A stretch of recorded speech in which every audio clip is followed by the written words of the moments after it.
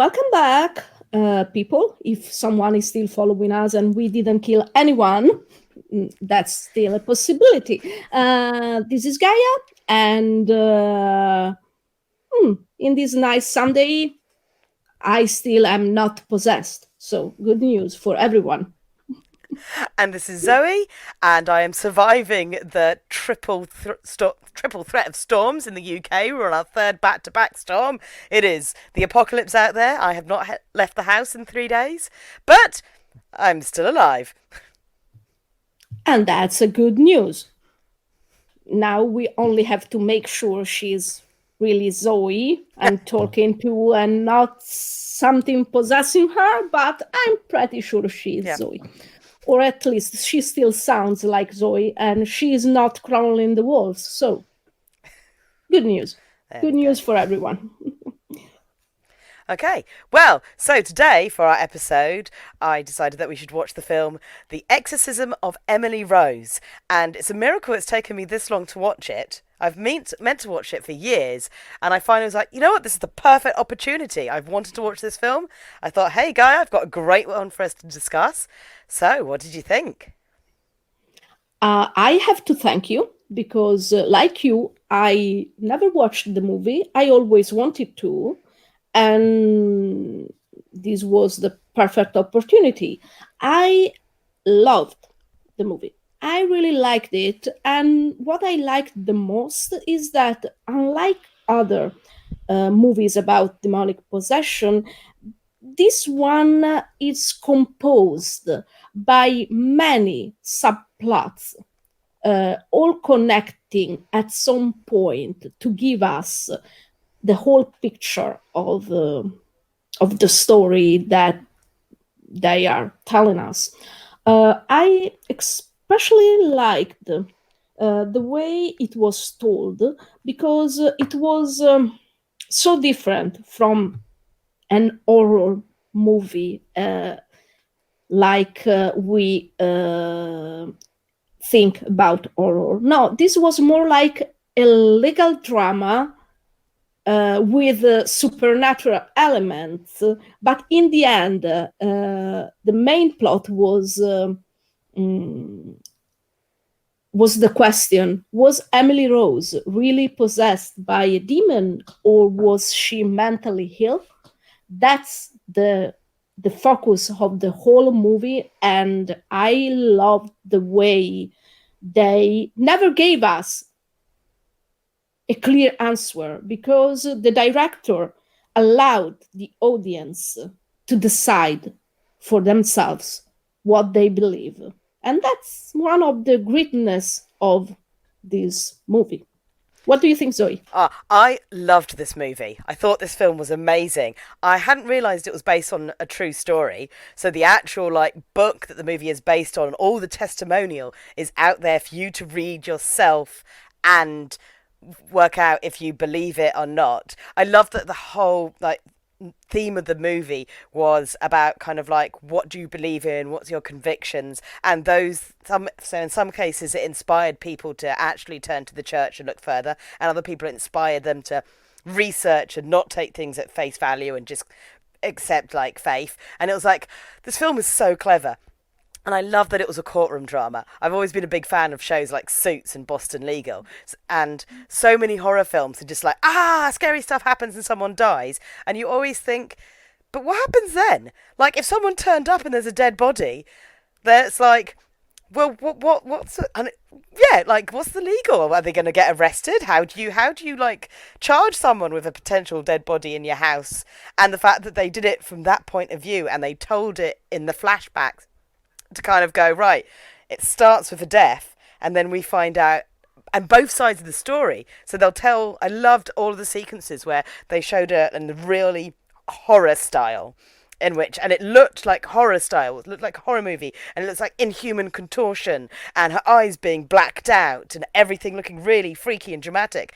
Then a doctor would explain the scene, and then they would show it again with exactly kind of the same the body contorting and stuff, but in a more medically plausible and as in the form of seizures, and the whole pupil dilation that happens when you're having seizures or having traumatic brain activity. And I'm like, God, this film is so good. It's so clever. All the legal stuff, the courtroom battles are just great. Oh, yeah, sorry, I could keep on talking about just how much I loved it, but I'm going to let you have a say as well, Gaia. No, I love to listen to you because you are so passionate, like always. So I really enjoyed your words, and I totally agree with you. It was very well done. It was very well edited. Oh, I beautiful. think the editing in this movie has a very important role, almost as much as the actors, because the way it was edited gave us the the possibility to touch the depths. Was she mentally ill or was she possessed?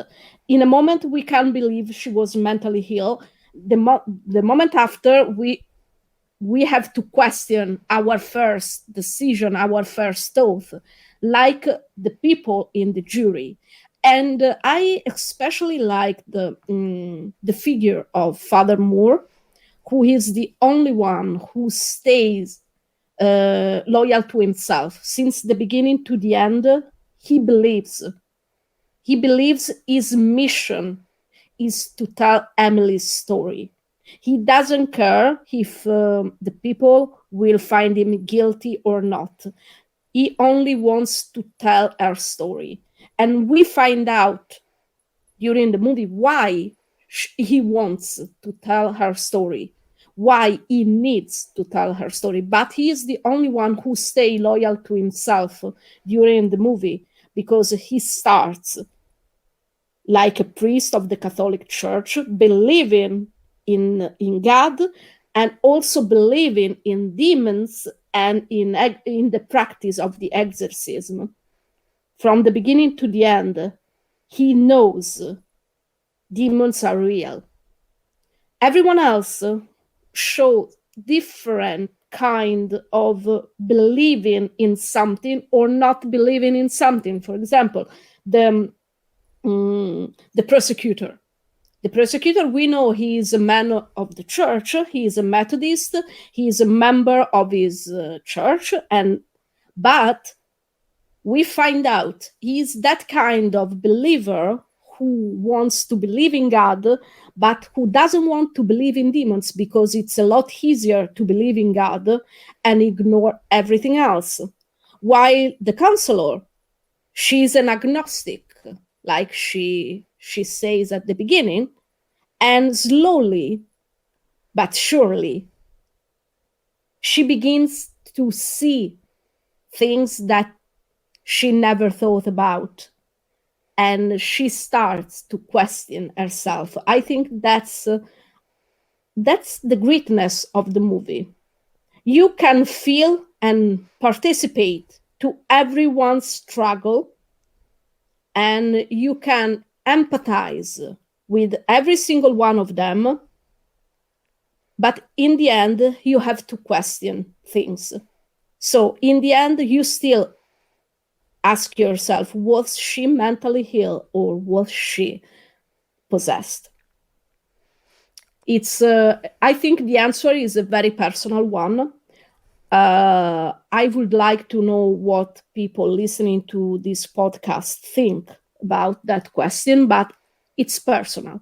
It's that kind of movie who doesn't require a common answer, but a very subjective one. Yes, I think I agree with you totally. I mean, I love the fact that anything supernatural is and supernatural enough for you to go, the supernatural exists, but not so obvious that it doesn't also have a logical explanation. There's loads of bits, like the lawyer's actual haunting. At no point do you ever see anything haunting her. She's just waking up at 3 o'clock, which could be a complete coincidence because a lot of people, 3 o'clock, if you've ever had insomnia or have sleep problems, that's kind of a time that you wake up. I wake up at 3 regularly, and not because I'm being haunted. It's kind of a restless zone for my brain, and it's kind of true. So, and then things like the doors opening or her and the tape player, it's all could be something there, or it could just be pure coincidence that it's happening. And you can read it either way. Same like when the doctor is totally freaks out and then steps into the road. It's like, did he see something, or is he just like got himself into such a panic he's giving himself his own psychosis, and therefore left him to step into the road? And it's like the whole thing plays out like that, and I love it. And the other thing I love is how each time they present a piece of information or a plot point, it kind of has its own like section of the movie. So the entire movie is like a court case. So they'll introduce someone and their point of view, and then you analyze it. So it's like they'll say what they saw, then you'll see what the doctor kind of says, and like how it plays out like that. And then by the end of that, then court is adjourned, and you're given a moment of pause to kind of digest what you've missed. So you feel so much like you are part of that jury during this. So much like you are also analyzing the evidence and going, oh yes, like, because when they showed the possession of her, I was like, there is no way she's not possessed. All that stuff, like the very first time. But then I thought about it and go, well, it could be sleep paralysis. She could have night terrors and sleep paralysis. That explains some of this. And but then she starts seeing people, and it's like, and you're like, oh god, no, she's got to be possessed, because you just don't see people with bleeding eyes running around you. But then it could be like, auditory and visual hallucinations caused by like psychosis. And like, I mean, I work with special needs children, and so many special needs children, especially ones that have things like epilepsy and other kind of like non-neurotypical diseases and medical conditions, also are very susceptible to nightmares, don't sleep very well. It's very well known that children of autism and Downs don't have regular sleeping patterns, and when they get overtired, they don't like imaginate the same way, and so therefore they can sometimes literally translate these things they think will be real and there and stuff, and just see the world so differently. So all of that could be coming together, and it's just like, oh, you just don't know. But that's what's brilliant about it. It is a court case, and you are there to decide for yourself what you take from this evidence. Exactly. And I think the point of this movie is that it's a movie based on balance, because there is a balance between the moments you believe she's possessed, the balance between the moments you believe she's mentally ill, and even the jury reaches the point of balance when they say, okay, perhaps he was guilty of negligent homicide, but he already served his time in jail, so let him work free. That too is balanced. They don't know. They have no idea. They found out the only solution that will allow them to live with themselves. Because, like that, it's like they said, okay, you know what? She could be both. We don't know. We don't want to ruin the case and to force people to restart all over again. Okay, you know what? We find the Solomon's judgment, half and half.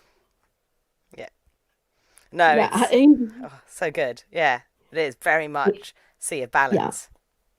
absolutely. It's the whole movie is based on balance, but here and there you can find some little details that makes you wonder if perhaps the possession side of the story is the real one.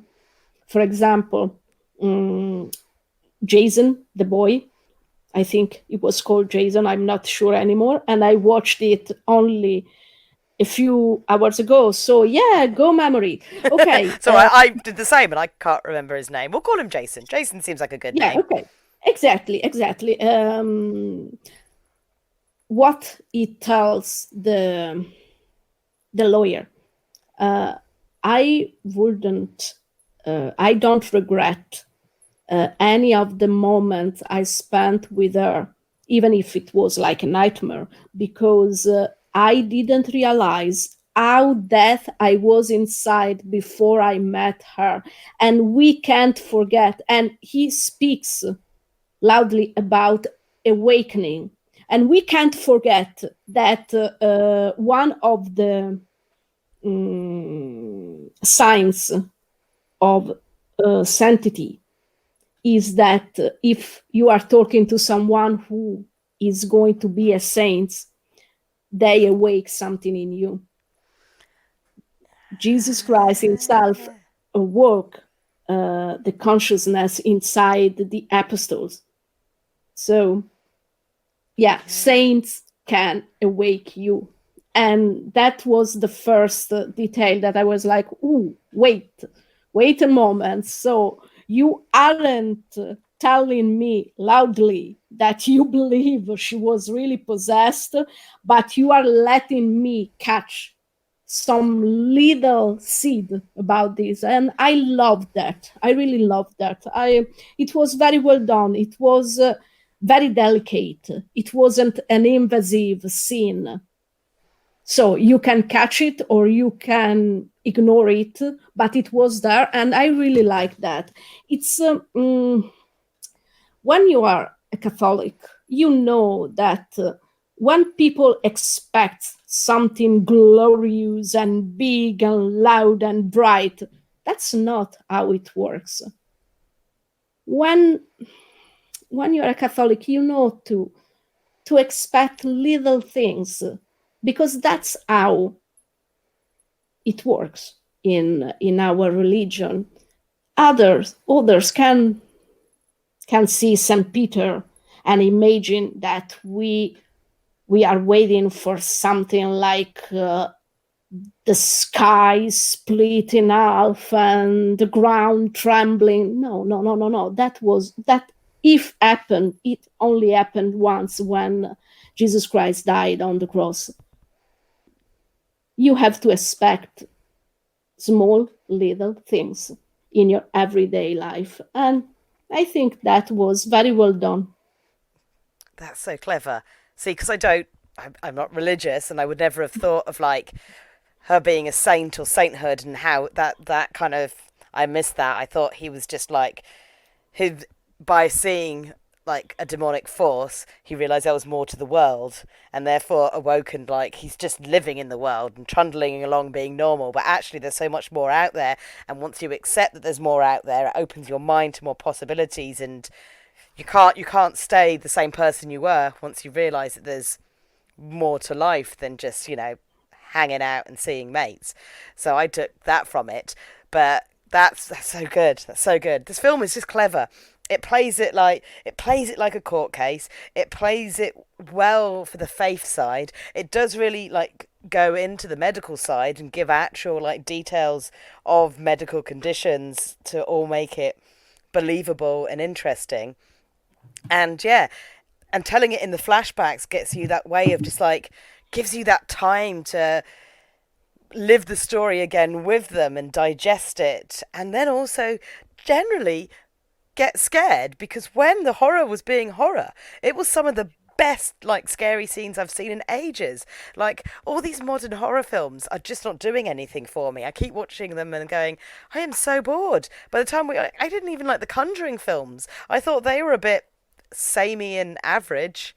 And the Insidious films are samey and boring and not very scary. This, I was just like, that bit when the boy wakes up on the bed and then she's on the floor, and I was just like, nope, that is just so unnatural. Like, it's just it looked so unnatural, and I was like, I don't like it.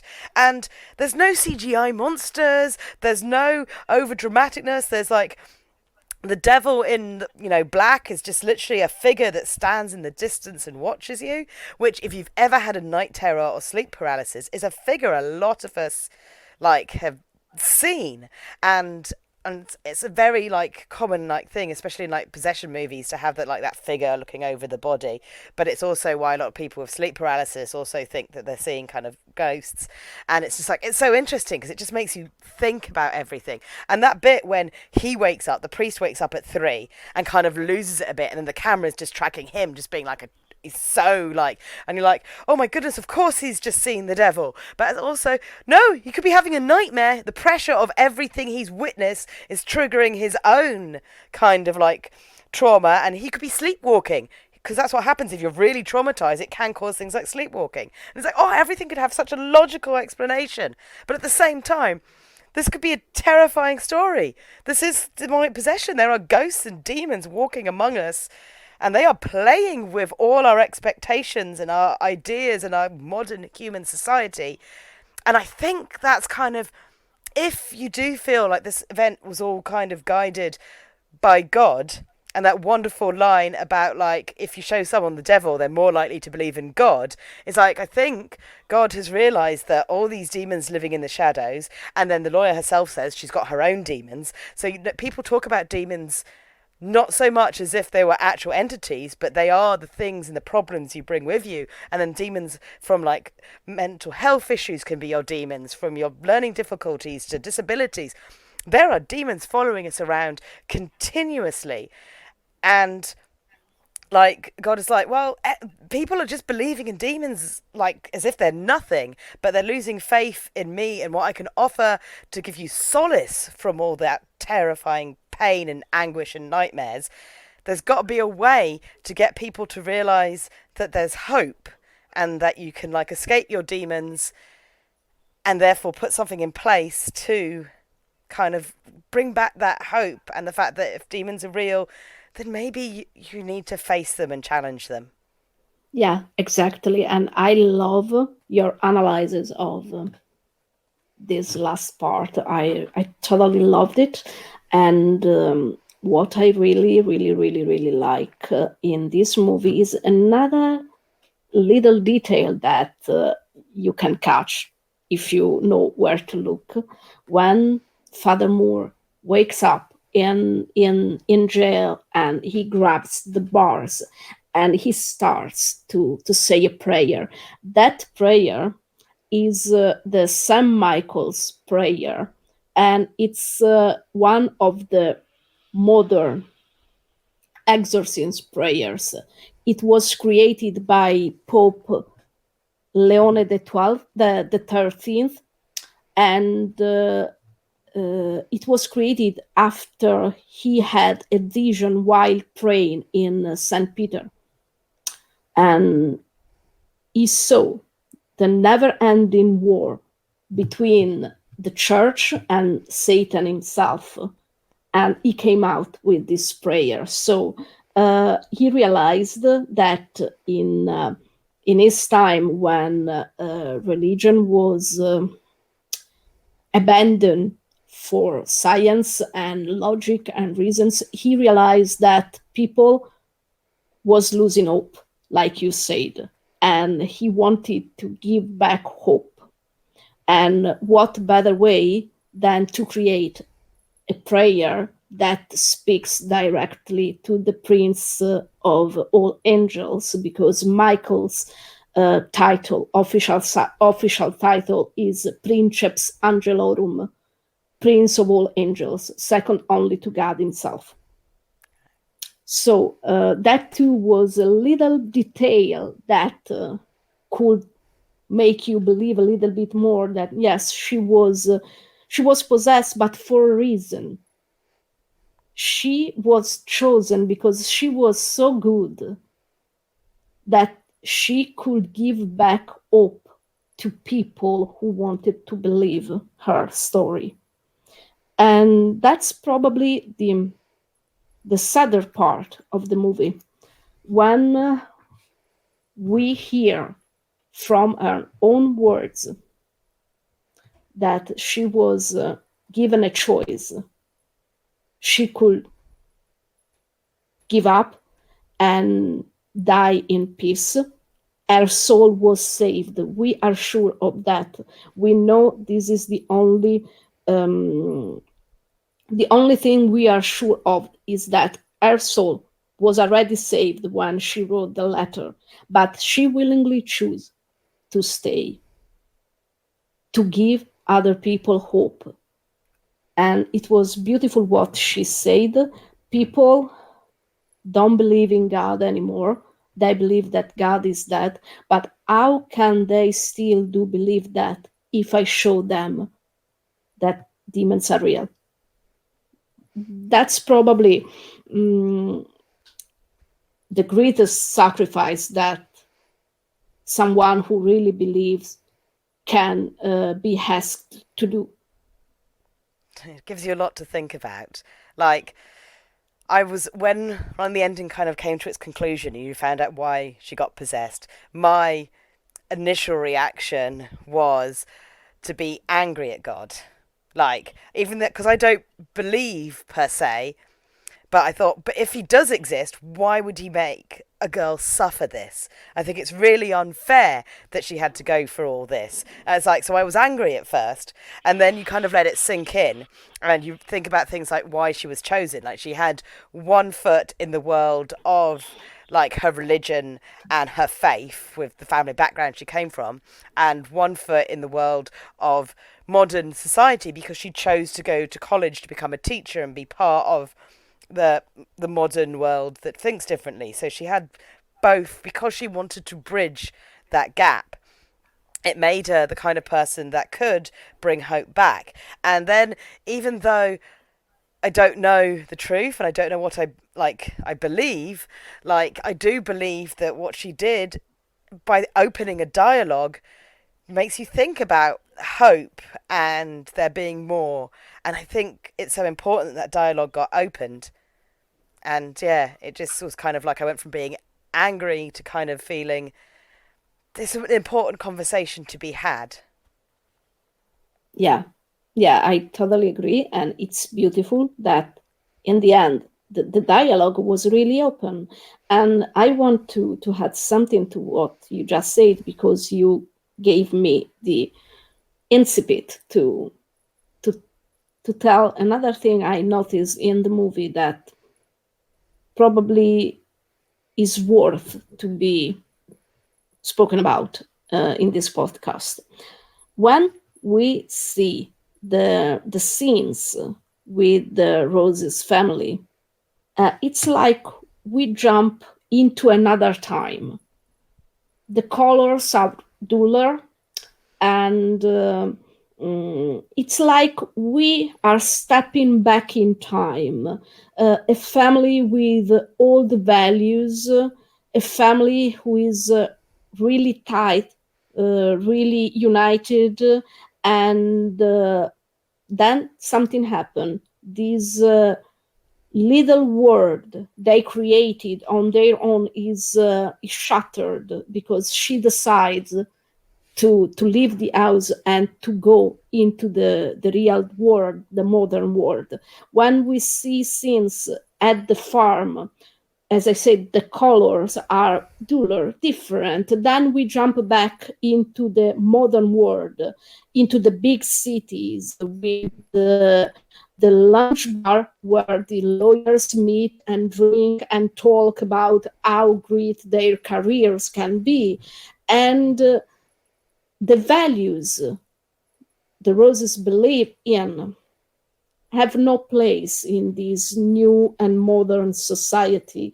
So, what is a value for them is a superstition for the the modern society, and I think it's a beautiful clash that we see when the prosecutor talks about Emily.